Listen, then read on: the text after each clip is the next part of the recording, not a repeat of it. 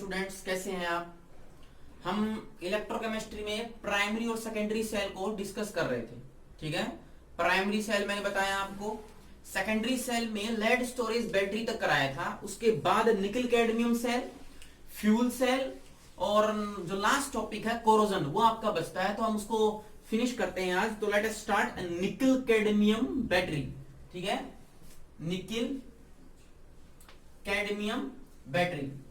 Actual में इस battery के अंदर क्या होता है कि ये जो कंटेनर मैंने लिया है, इस कंटेनर के अंदर आपके पास दो इलेक्ट्रोड डिप किए हुए होते हैं।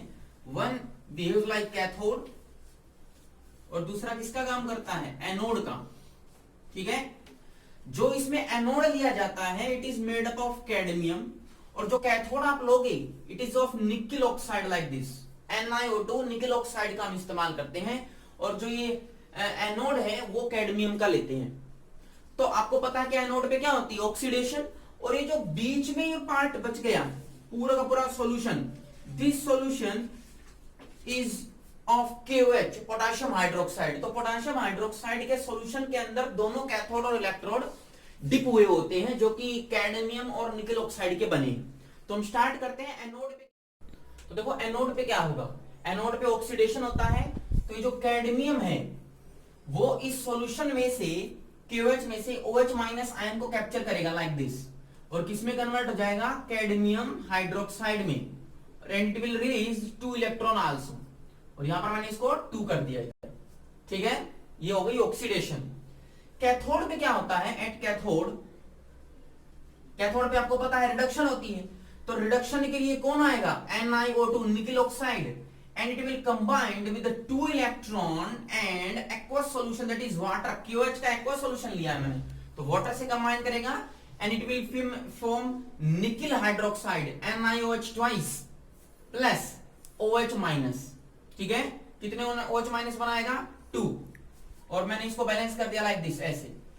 तो देखो ओवरऑल अगर आप रिएक्शन देखोगे तो यहां से OH माइनस से OH माइनस कैंसिल हो जाएगा, 2 इलेक्ट्रॉन से 2 इलेक्ट्रॉन कैंसिल, और जो रिजल्टेंट आपके पास इक्वेशन आएगी it will be cadmium plus NiO2 plus it is 2 times of H2O, and this is cadmium hydroxide plus निकल हाइड्रोक्साइड।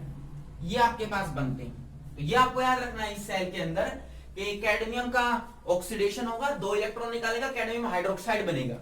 निकल है उसके ऑक्साइड का रिडक्शन होगा, निकल हाइड्रोक्साइड बनाएगा, क्योंकि +4 ऑक्सीडेशन स्टेट है, और यहां पर निकल की किसमें है, +2 ऑक्सीडेशन स्टेट में। ये जो निकल कैडमियम सेल होता है it is generally works for about voltage 1.4, इतने ही पोटेंशियल डिफरेंस को ये जनरेट कर पाता है। ठीक है, ये आपको याद रखना है कि हम एनोड को क्या लेंगे, कैथोड को क्या लेंगे, और KOH के एक्वस सॉल्यूशन में मैंने इसको डिप किया है। ये एक सेल था। दूसरा प्राइमरी और सेकेंडरी सेल मैंने फिनिश कर दिए। अब मैं स्टार्ट करता हूं फ्यूल सेल। फ्यूल सेल बहुत ही इंपॉर्टेंट है, क्योंकि आगे आने वाले फ्यूचर टाइम के अंदर जब आपके पास जितने भी मिनरल्स हैं, जितने भी रिसोर्सेज हैं, अगर वो फिनिश होने लगेंगे तो आप फ्यूल सेल पे ही डिपेंडेंट रहोगे। Fuel cell, let us start fuel cell. इस फ्यूल सेल में क्या होता है, एक बड़े से कंटेनर में आप कंपार्टमेंट बनाते हो लाइक दिस। मैं कंपार्टमेंट बनाता हूं ऐसे। इस कंपार्टमेंट के अंदर ये जो आपको लाइनिंग दिखाई दे रही है, this lining, this is made up of carbon, this lining is also made up of carbon, both are made up of carbon. पर ये जो कार्बन की लाइनिंग है दीज आर पोरस। पोरस का मतलब इनमें स्मॉल होल होते हैं जहां से एलिमेंट एक्सचेंज हो सकता है। ठीक है, यहां से आप हाइड्रोजन की एंट्री कराते हो, इस साइड से आप ऑक्सीजन की एंट्री कराते हो। ठीक है, ये टर्मिनल आपका एनोड की तरह बिहेव करेगा, and this terminals behave like a cathode. दोनों ही कार्बन की हैं, एनोड भी कार्बन है, कैथोड भी कार्बन है, दोनों के दोनों प्लेट पोरस हैं। और ये जो बीच का सॉल्यूशन है ऐसे, this solution is fill up of KOH, potassium hydroxide से भरा हुआ होता है। ठीक है, अब देखो इसमें होगा क्या। सबसे पहले आपको पता है एनोड पे क्या होती है, ऑक्सीडेशन, और एनोड पे है कौन, हाइड्रोजन, तो हाइड्रोजन का ऑक्सीडेशन हो जाएगा। एनोड पे देखो क्या होगा, जो हाइड्रोजन है वो इस इस कार्बन की पोरस प्लेट से जाएगी और KOH के OH माइनस को एब्स्ट्रैक्ट करती है, तो इससे क्या बनेगा देखो, it will lead to formation of water and it will release 2 electron. ठीक है, आप इसको बैलेंस कर सकते हो like this, this is 4 and this is 2 and this is 4। ठीक है, दिस इज ऑक्सीडेशन। अब कैथोड पे क्या होगा, कैथोड पे क्या होता है, रिडक्शन। सो एट कैथोड देखो ऑक्सीजन होगा कैथोड पे, it will combine with this water and electrons 4 and these are 4 electrons over here, 4 electrons. ठीक है, 4 इलेक्ट्रॉन से कंबाइन करेगा 2 water molecule and it will release OH minus ion. कितने OH minus ion, 4।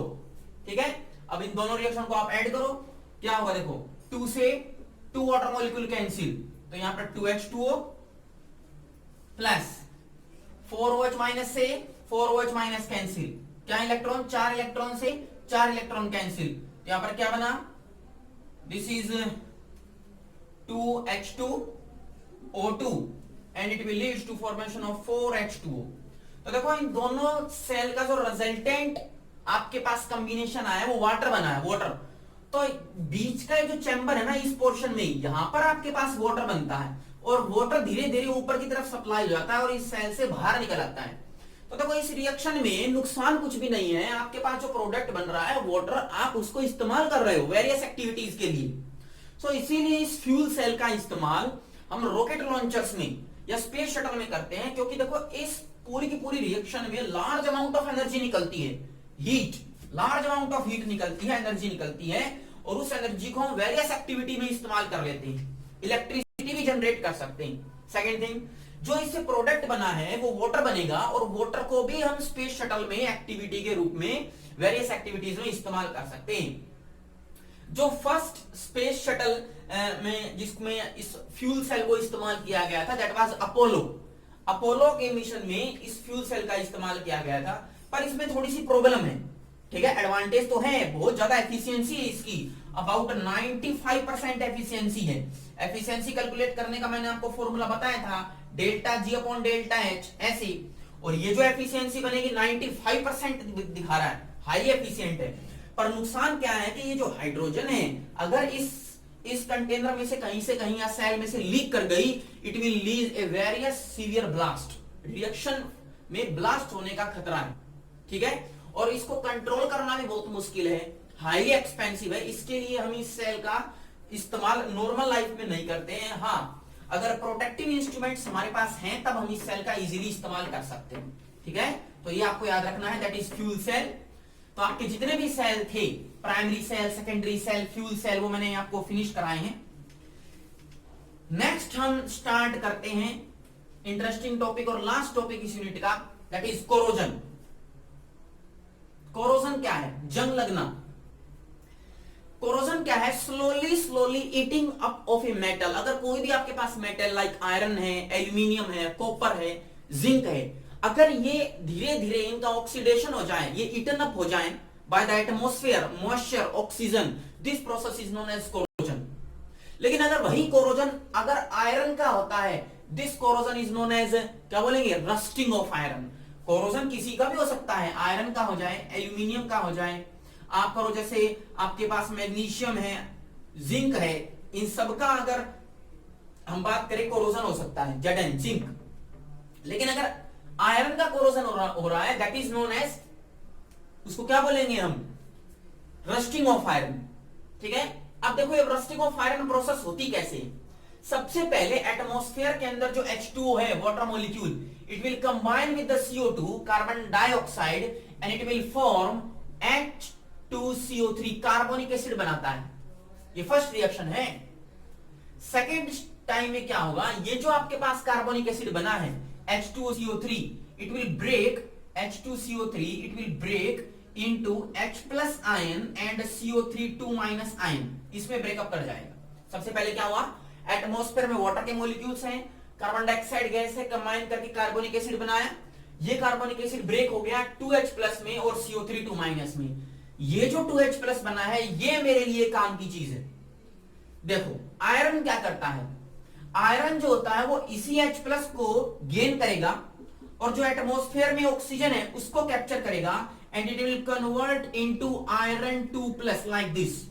इसका oxidation हो जाता है, ठीक है, and along with this water is released, water release हो जाता है। आप इसको बैलेंस कर सकते हैं, it is 2 and this is 4। Simple, iron का ऑक्सीडेशन हो गया। अब देखो फोर्थ प्रोसेस में क्या होगा, जिस आयरन का ऑक्सीडेशन हुआ है +2 ऑक्सीडेशन स्टेट में, वो वाटर मॉलिक्यूल इन्हीं वाटर मॉलिक्यूल से कंबाइन करेगी और एटमॉस्फेयर से ऑक्सीजन को कैप्चर करेगी and it will convert into Fe2O3 ferric oxide and release H+ ion like this. 8H+ ion release करेगी। मैं इसको बैलेंस कर देता हूं like this and this is 4, ठीक है, और यहां पर मैंने 4 लगा दिया। तो आपके पास ये कंपाउंड बना है Fe2O3 फेरिक हाइड्रोक्साइड। इसके ऊपर रस्टिंग लगती है। फिफ्थ, ये जो Fe2O3 है, it will combine with the x number of water molecule. जितने वाटर मॉलिक्यूल अवेलेबल होंगे, कम है तो कम, ज्यादा है तो ज्यादा, तो मैंने x ले लिया, and it will form Fe2O3.XH2O and this is known as rust. इसी को क्या बोलते हैं, जंग बोलते हैं। तो देखो इस प्रोसेस में H+ का बहुत इंपॉर्टेंट रोल है। अगर H+ यहां पर हम इस्तेमाल ना करें तो रस्टिंग नहीं होती है। कहने का मतलब ये जो H+ आयन है एक तरह से कैटलिस्ट का काम करता है, रिएक्शन को फास्ट कराने का काम करता है। तो अगर आपका आयरन अगर एटमॉस्फेयर के कांटेक्ट में है और वो ऐसी कंडीशन में रखा है जहां पर एसिड ज्यादा है, तो होगा क्या, एसिड ज्यादा होने की वजह से रस्टिंग ऑफ आयरन की प्रोसेस फास्ट हो जाएगी और जंग जल्दी लग सकती है। तो ये आपको प्रोसेस याद रखनी है। प्रोटेक्शन आप कैसे कैसे करोगे, कैसे आप इस आयरन को रस्टिंग कराने से बचा सकते हो, that is known as protection. तो वो हम थोड़ा सा डिस्कस कर लेते हैं। रस्टिंग ऑफ आयरन का प्रोटेक्शन कराना है। फर्स्ट आप क्या करते हो, पेंटिंग, ठीक है, पेंट लगा सकते हो। आयरन है आपके पास, कोई पीस है, कोई गेट है, उसके आप पेंट कर दो। पेंट करने से एटमॉस्फेयर में जो ऑक्सीजन है, एटमॉस्फेयर है, उसका कांटेक्ट आयरन से टूट जाएगा और उसके रस्टिंग होने से की प्रोसेस है वो स्टॉप हो जाएगी। तो first is known as paint कर सकते हो आप। Second, oiling and greasing. Oil है, ऑयल कैसा होता है, नॉन पोलर। जैसे मैंने पेंट बताया, पेंट भी नॉन पोलर है, ऑयल भी नॉन पोलर है और ग्रीस भी नॉन पोलर है। लेकिन जो वाटर का मॉलिक्यूल है एटमॉस्फेयर में, इट इज पोलर। तो पोलर नॉन पोलर से इंटरेक्ट नहीं करेगा और जो ये ऑयल और ग्रीस और पेंट है, ये एक प्रोटेक्टिव लेयर बना देंगे उस आयरन के ऊपर, तो डायरेक्ट कांटेक्ट से बच जाएगा और आयरन की रस्टिंग रुक जाएगी। Third process is known as galvanisation. ये आपने बहुत बार पढ़ी है, 10th में ही पढ़ी है।